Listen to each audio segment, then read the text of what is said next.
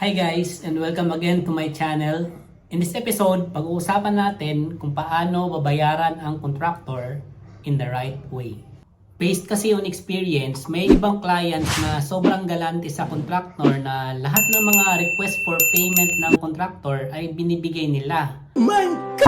Kaya minsan, hindi happy yung ending kasi yung project ay hindi pa tapos pero naubos na yung budget ng client. So, ano bang ibig sabihin nun? Ibig sabihin na meron sigurong mga overpayment na nabibigay yung client kasi hindi niya nababantayan yung mga billing ng contractors.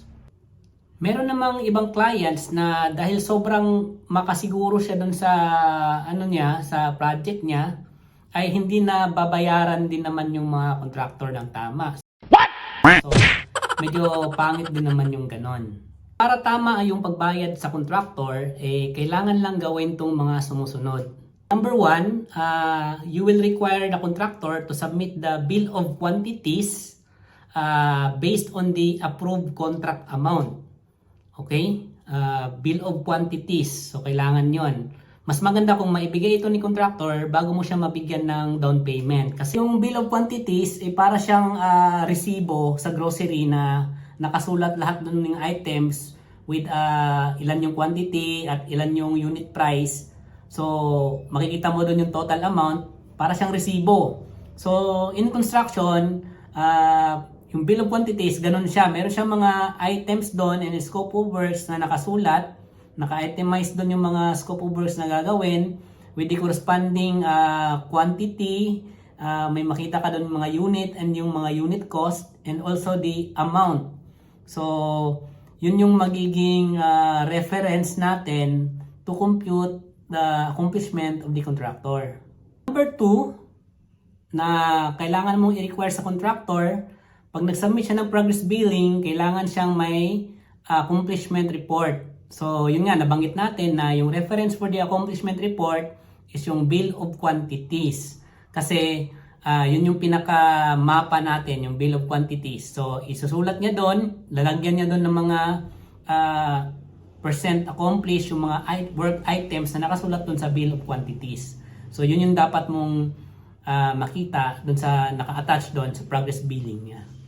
Number 3 ay kailangan mong makita yung site mismo, kung ano yung mga natapos na ginawa ng contractor.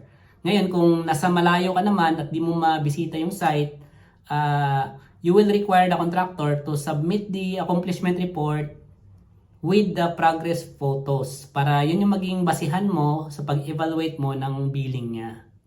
So if you have those 3 na, yung bill of quantities, meron na kayong accomplishment report, meron na rin kayong mga progress photos, pwede nyo nang i-evaluate yung billing ni contractor.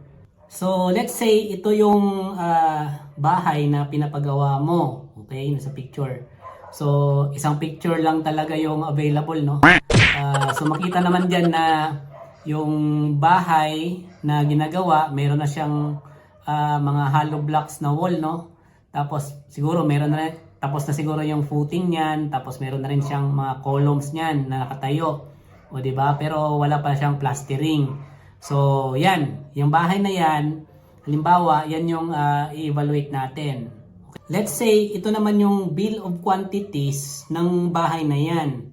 So, example lang to ha. So, para siyang naka-summarize lang para hindi masyadong complex. So, makikita natin dyan na 7 million daw yung budget ng bahay na yan. Halimbawa, ito yung progress billing and accomplishment report na binigay ni contractor sa'yo.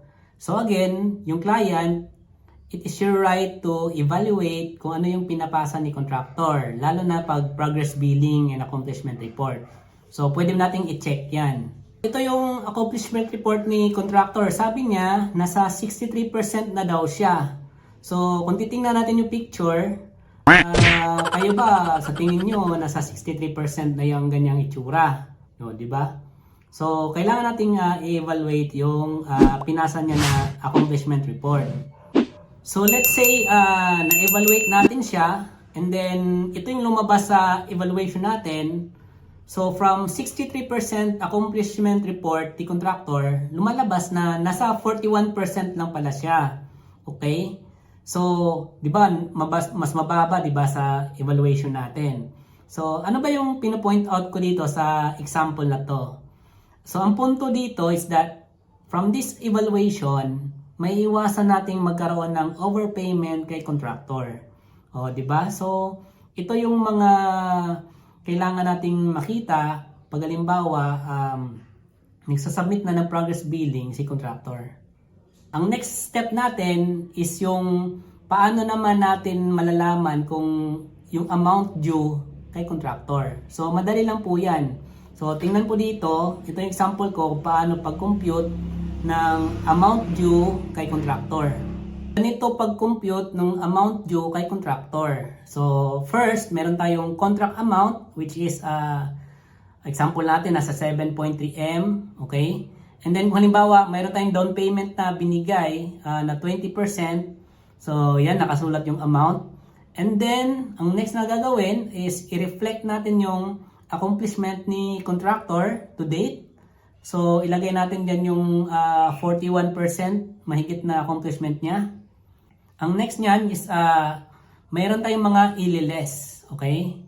So, anong ililes natin? Una is yung recoupment ng down payment. So, huwag natin kalimutan na i-recoup yung down payment na binigay ng contractor. So, paano natin siya ma-recoup? Is based dun sa accomplished percent ni contractor. So, yung down payment mo, multiply mo ng accomplishment ni contractor. So, yung lalabas doon, yun yung i-recoup mo. So, ano pa bang next? Ang next is yung retention. So, dapat meron tayong 10% retention sa bawat accomplished na binigay ni contractor. So, yung dalawa na yon, yun yung i-less natin dun sa total accomplishment niya. So, lalabas dyan yung amount due kay contractor.